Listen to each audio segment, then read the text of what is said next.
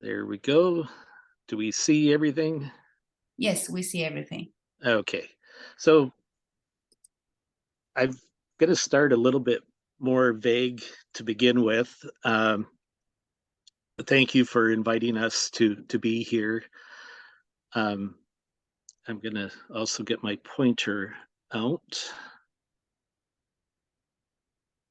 Okay, I'm Paul Vandenboer, work for EcoPlus, which is a micronutrient company out of Quebec.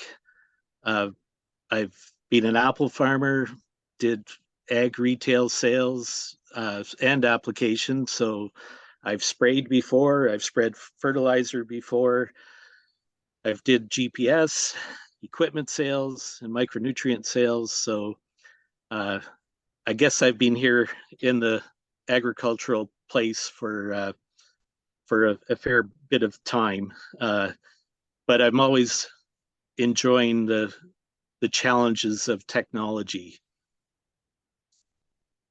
So you thinking of the drones, you know, it makes us think differently of what we've been doing. And historically, anytime we've did any work with micronutrients, we've gone for the ride. And basically, this is just a field I pulled off the internet, so I'm not looking for the colors yet or anything like that. But we would drive into a field and spray the headland, and then we would. This is also for looking at someone starting to use micronutrients, and you want to trial it. So we would tell the sprayer guy, spray half the field, and then the tank will be low enough. We would add micronutrients in, and then we would finish the field.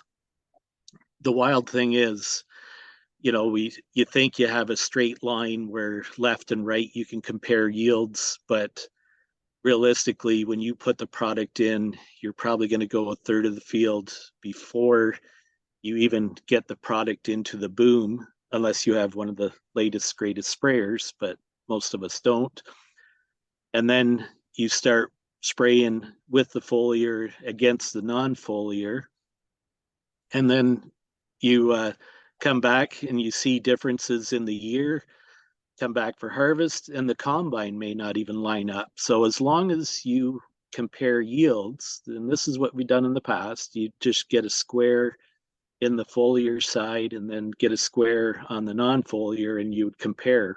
But there's so much variation in fields that makes it difficult. So historically, we've always went for the ride.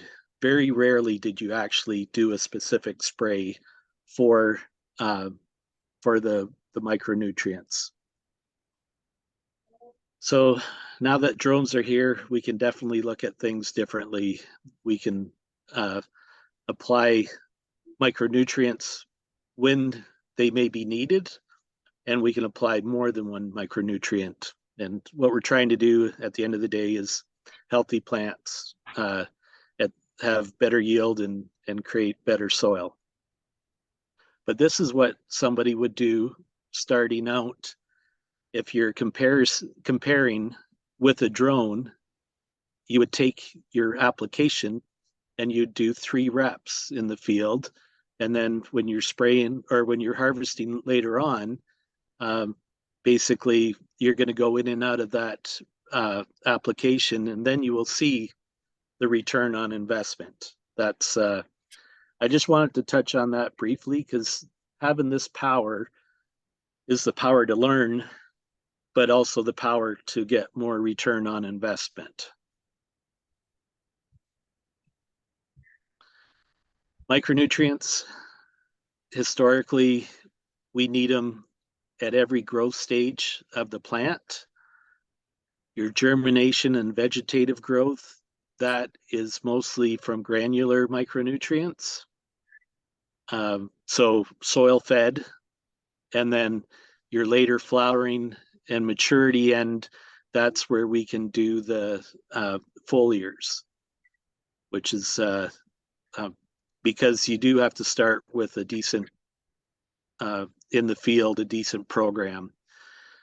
Foliars won't save you from from a poor program to begin with. And the last thing we want to end up into the season is all these hidden hungers of the different nutrients. One or two we can address, but you want to solve a lot of those problems with your soil applications of fertilizer and micronutrients. So one of the big questions always is how much and when of these micronutrients. And that's where I say, you guys, every farmer knows their farm. Make sure you have soil sample and potentially leaf sample. And then research the granular and foliar world. A&L YouTube videos and technical bulletins are great about micronutrients. There is 3 videos back in 2019 from A&L about the rhizophagy cycle, and that's pretty important just to go in there. So go on YouTube and look up A&L Labs 2019. That's pretty good. Other spots, realagriculture.com, and in there's the wheat school, soybean school, corn school. Make sure you look there. On the wheat school, Wheat Pete had something, it's a few years old, but it's about technical urea, basically making soluble urea and for later season nitrogen applications. That's an interesting one. Ag PhD, the Hefty brothers, they talk about micronutrients a whole bunch. That's an important part. Advancing eco agriculture, and then all those other ones. Many more YouTube rabbit holes that try to do it when you have lots of time because it'll suck you in and you'll spend hours on that. But why are we foliar feeding? And I want to cover this a little bit. And the big part is that leaves are very efficient, and it's like supplying 5 to 10 times more through the root system. So when you need to add something later on, and I say add, that's a good time to do it with foliar. And you can top up whatever the shortages are without things being tied up. If the plants need it, then you can really go at it and do it from there.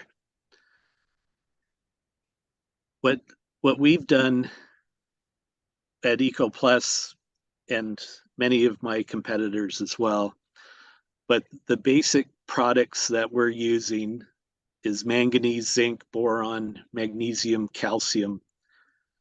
There's more, but this is the basic stuff. And most of them, the rates vary 1 to 2 liters per acre. And so the one everybody talks about mostly is boron. And they say boron, get it on early, get it on medium, get it on late. That's an interesting one. And what Greg Patterson at A&L Labs has said is don't apply anything less than a 1/4 pound of actual boron if you're going to foliar apply. So that's like a liter of boron. And some potato growers are even going higher than that. They're doing 2 liters and no issues. Greg Patterson's he's just always talks about boron. That's the number one. So whether you can mix it in a granular or early, if you're, let's say, on corn with your 28% that you're side dressing, you add it in there, and then you could go foliar. And that's the other thing I should just say while I'm on this slide is that right now there are no registrations for fungicides that I know of for drones. So what we're talking about is feeding with drones, because that's where we're going to learn how to use the drones properly, and hopefully we'll get a registration for a pesticide, a fungicide, later this year or next year. Who knows when it'll come, but we need to be ready. And then you can blend in your nutrition and your fungicide, or you can go in later after tassel and still put in some nutrition. Boron is always available to put on. Zinc is a neat micronutrient. That's something that is needed throughout the whole life cycle of corn and beans. But if you do run into a frost issue, that we're going to have a major frost, zinc is one of those products that you can actually apply in before the frost event, and it will help protect the plants before that. So that's an early application, not a late application. But still, your zinc and your manganese, and the zinc is also helping with root growth as well. Magnesium and calcium, we're always short of those, so they're available. Most of these products sell for $6 to $10 per liter, and EcoPlus is a wholesale distributor. We don't set our retail prices, but if you have any questions about pricing or stocking dealers, contact me, and my contact information is there at the end of the presentation here. We have combination ones that are also used. Transition is 625 with manganese, sulfur, and zinc. You can always use the sulfur. And then same with EcoCal Mag. An accelerator, it's more of a soybean boost, that it has micros, and Nutrizorb. Nutrizorb is our original biostimulant. And so it's not only a chelating agent, it also is a biostimulant. And most of these rates are 1 to 2 liters per acre as well.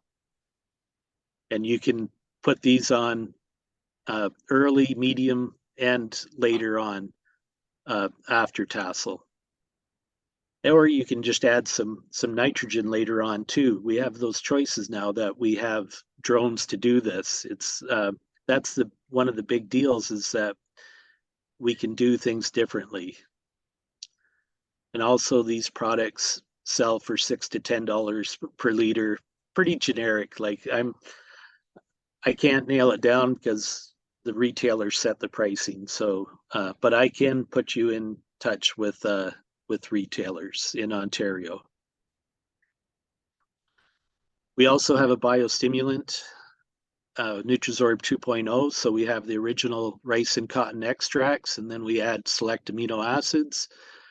And then we have our second version of biostimulant, basically 1 to 3 applications per year. Early, medium, late can all be used. Just depends on the value of the crop. We see how many applications we do. The product sells for $13 per acre per application. So I kept it. I'm not just over 15 minutes, but I've just left it at that. But it's the drones giving us the late season application. The actual products we want to use, we need to pick and choose and learn as we go. And that's where I believe a lot of it's going to happen, that we're going to be trialing more and learning more with the early applications with drones, unless there's more information coming from different countries. But at the present time, we have in Ontario and Canada, there isn't too many set patterns of what should be done at the specific time for the late season. We know there's opportunities. Greg Stewart from Mazex is working on doing late season post tassel, which he calls the lag period, of adding micronutrients, and he's going to be doing more work this year on that as well. And then there's the basic, even though it's not a micronutrient, but nitrogen. A lot of talk about that this year, about later on applications or multiple applications. And I've spent my time talking about foliars, but don't forget these also have granular applications, and we can do so much with that as well. So Jenny, that's a quick 18 minutes there. That's wonderful. That's really great.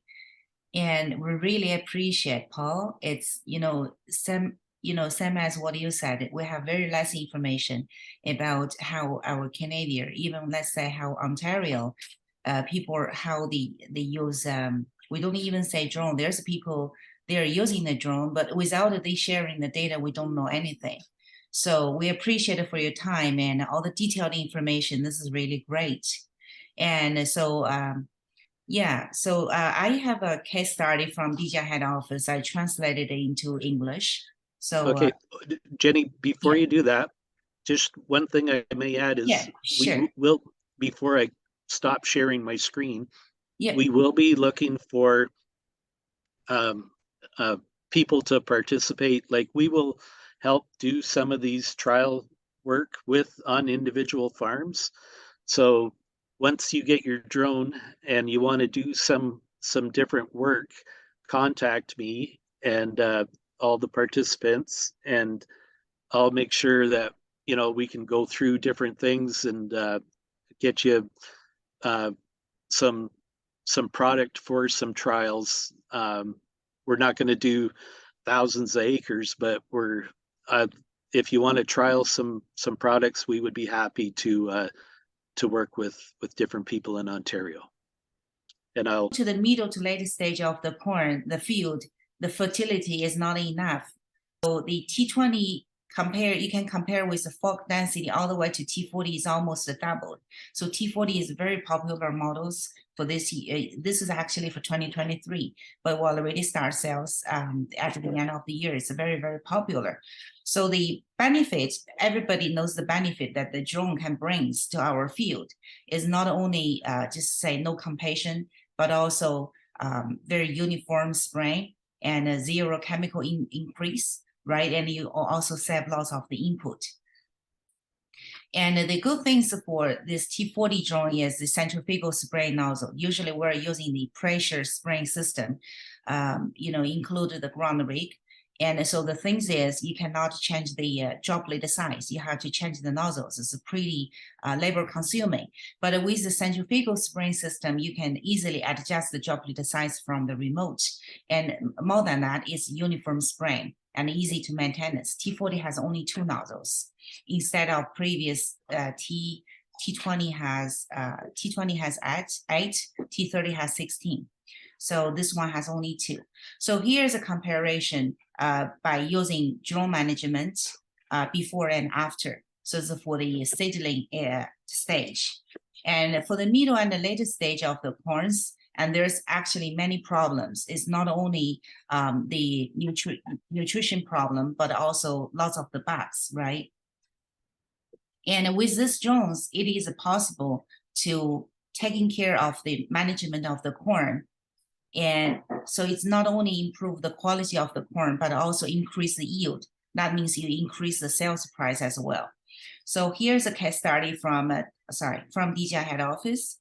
They have 40 acres test field with foliar fertilizer and another 40 acres, just to say no spraying anything. It's like what Paul said, and we split them into the half, right? So we see the result from the, from the spraying effect. So here is after 15 days, and you can see DJI agriculture drone spraying the cornfield. If we see the right images, you can see the biomass you see the more greenish stuff compared with out of the spring.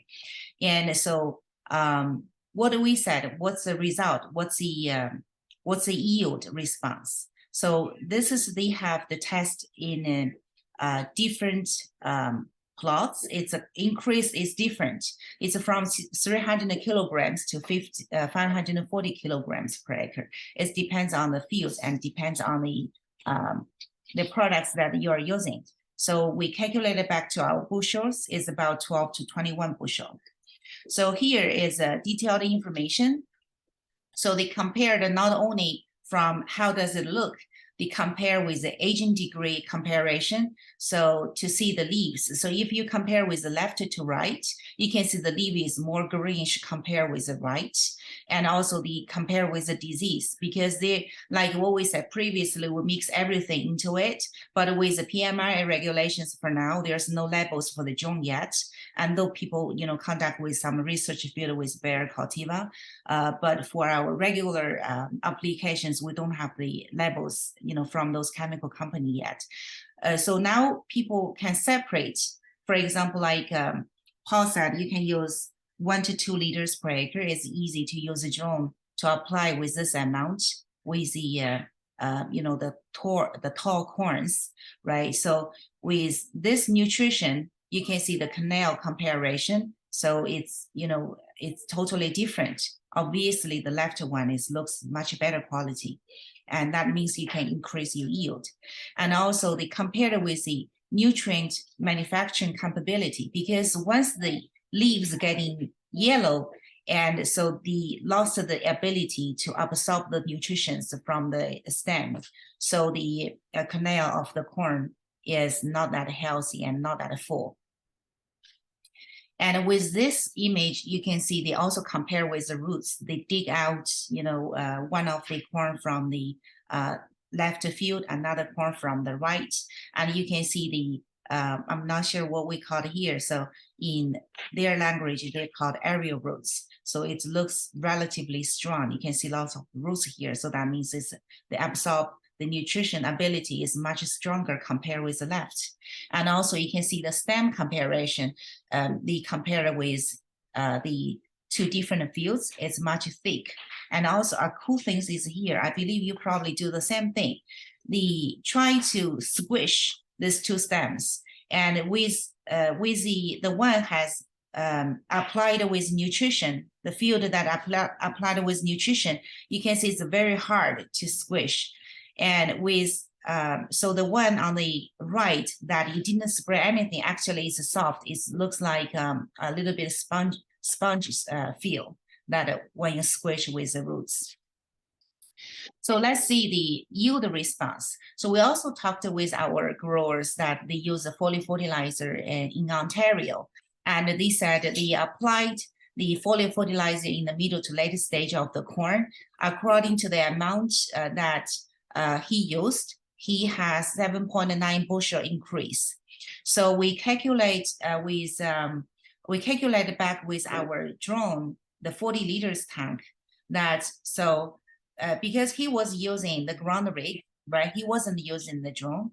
The ground rig, the things is you have to have a high clearance. He was using 10 gallons per acre. So it is about 1.5 gallons per acre by using the drone application, because drone, as far as we all know, is 2 GPA technology. We don't use such amount of the big water, right? This is beneficial from there.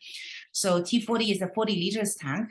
So one battery, you send the drone to the field, it can do like 6 acres in about 7 to 8 minutes of the flight. So it's a pretty good work efficiency.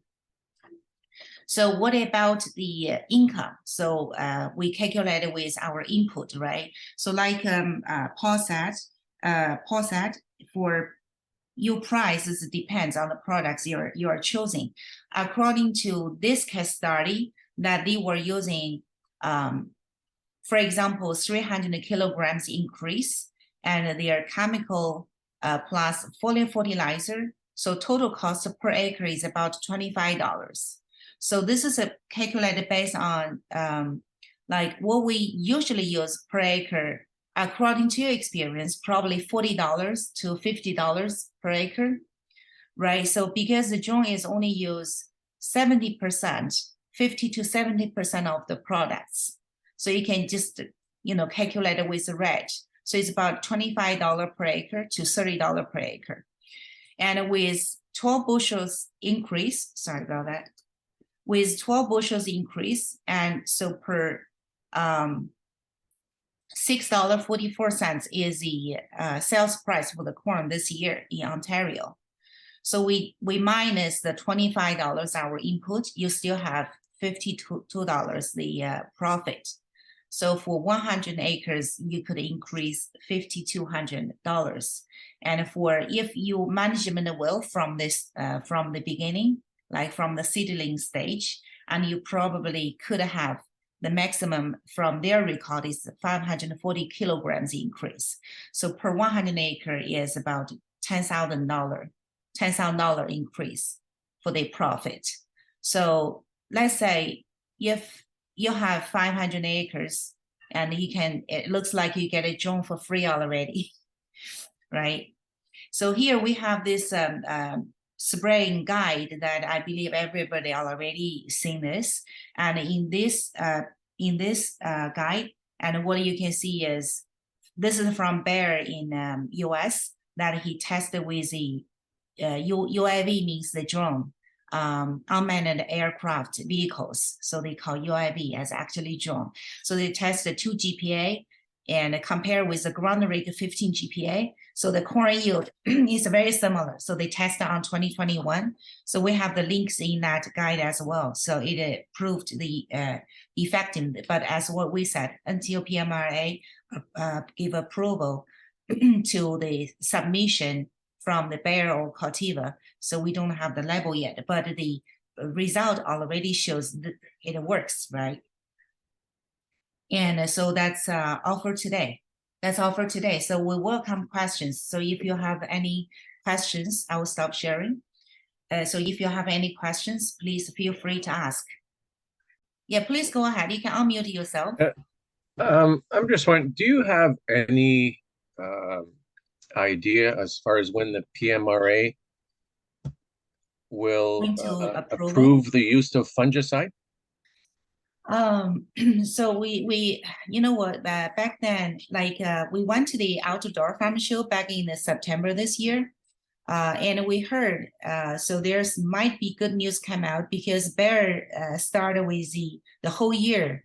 So they started probably, I heard actually they get 10 research fields approved, right, for the drone, you know, to test in their field. But if I may jump in, it's going to be there could be some wins early. It could take a while, but one thing about my farmer background and my farm politics background is that PMRA takes time, and we'll just have to be patient because legally you can't do anything without that on a pesticide, without that on the label. Yeah, I think we have to be patient.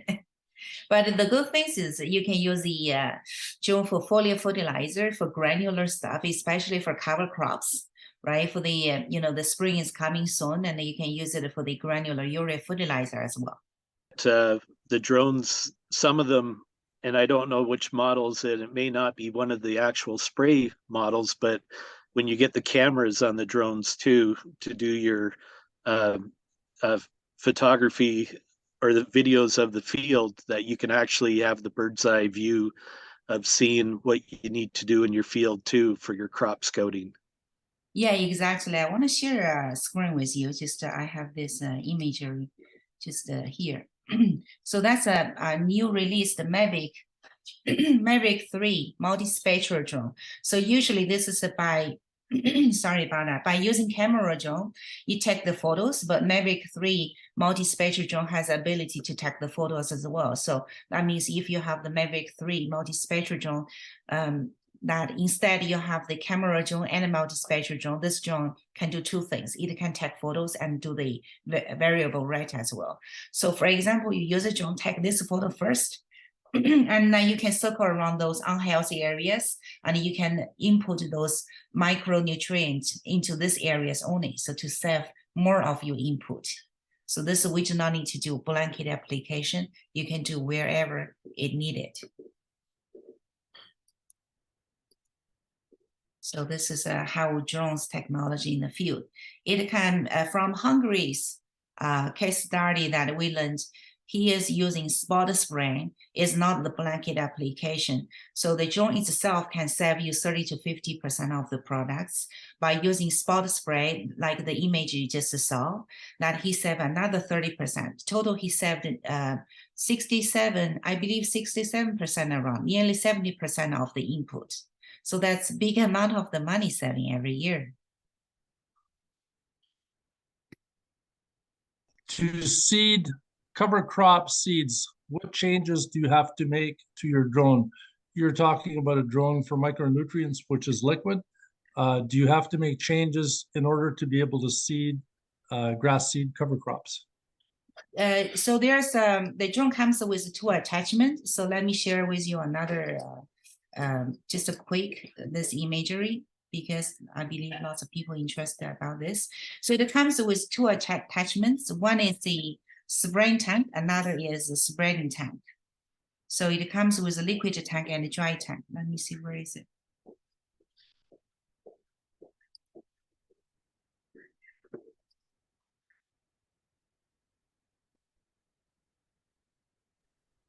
Jenny, while you're pulling that up, Sure. the dry tank spreader is going to create some opportunities for low rate application of cover crops or even micronutrients like a boron 10% or a gypsum product that's pelletized.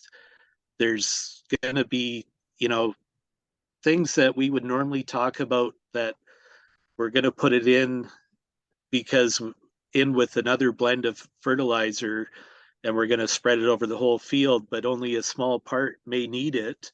You may look at just getting the granular micronutrient and spreading it. So we're going to play a little bit with that this summer as well, just to learn how the spreading abilities of different products are. But the dry spinner is just most drones will come with a liquid tank and a dry tank, and it's like it's a plug or two. It's not a big deal to switch over from dry to wet and then wet to dry. Yes. So it's and if you are purchasing a drone without a dry spinner, I encourage you to relook at it and get your wet tank and your dry tank, because it'll just give you more opportunities to do things. Yeah, great. So let me share with everybody how the tank looks like. So this is a liquid tank. You can see it's you can just use a nurse tank or have some jars to fill this tank. As for example, if you don't do much of the acres, you do few acres, you can have few jars ready to refill into the tank to get this to work. And this is how the centrifugal nozzle works. So the regular centrifugal nozzles just has very uneven spraying, and it will cause some different size of the droplet. This is this is not beneficial to orchard growers, because this will hurt the skin of the fruits. But with the DJI, this is a dual double layer spinner. So this is to make the droplets more uniform. So we call it double atomizing centrifugal nozzle. So you can see it's a very nice and uniform spray. So with this spreader tank, it is like this. I'll move down. So you can see this page. So this is a very large seed tank. So it's only one cable connected, and I will show you how to change it with the spraying tempo too.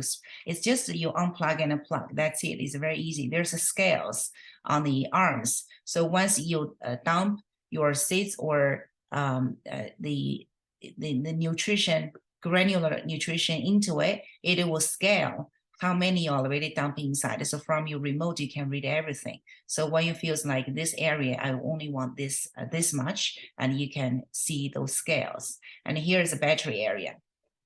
This is how big the hopper is. So very easy to replace and easy to operate. This is how you charge the battery. You can use generator to charge, or you can charge in your farm office. This is how big the drone is.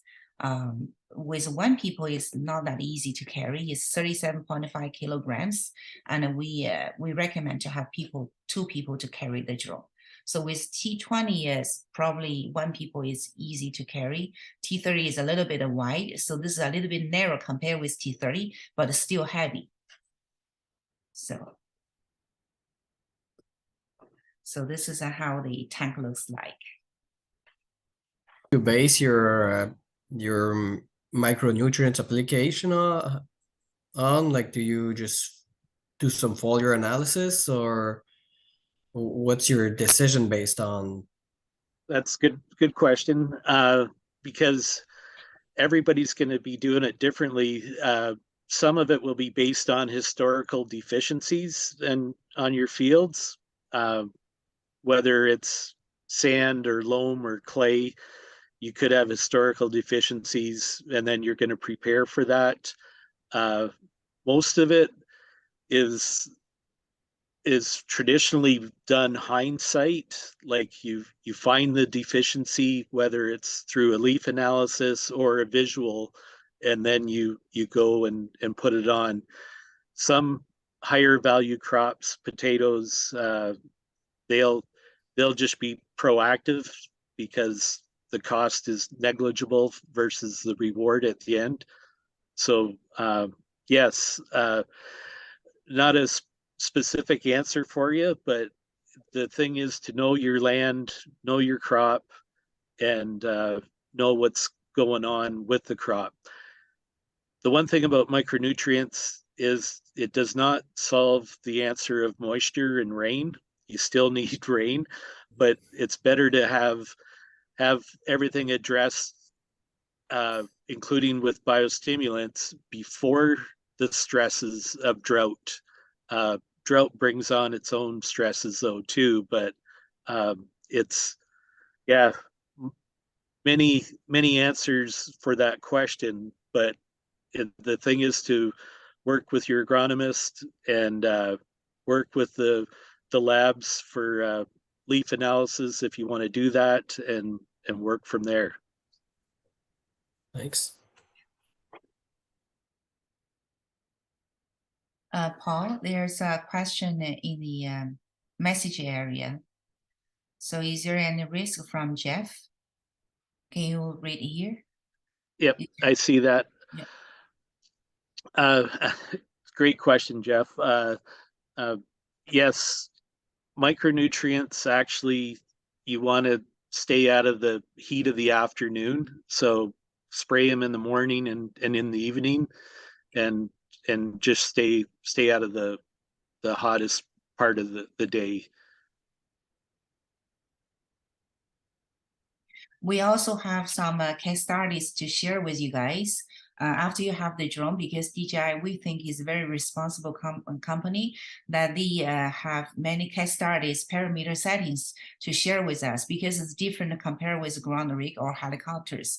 And people are already using it for decades, but with drones, new things. And we want to know how people are using it and what is the parameter settings over there. So we're lucky to have many case studies that it's shared by many distributors and growers from many countries, that we can use it for here as a reference. Pass the T computer, and also if you forgot anything, and give us a shout, and I will definitely come out to support you guys.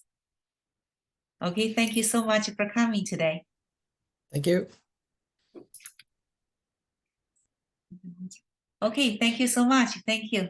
Have a good day. Merry Christmas.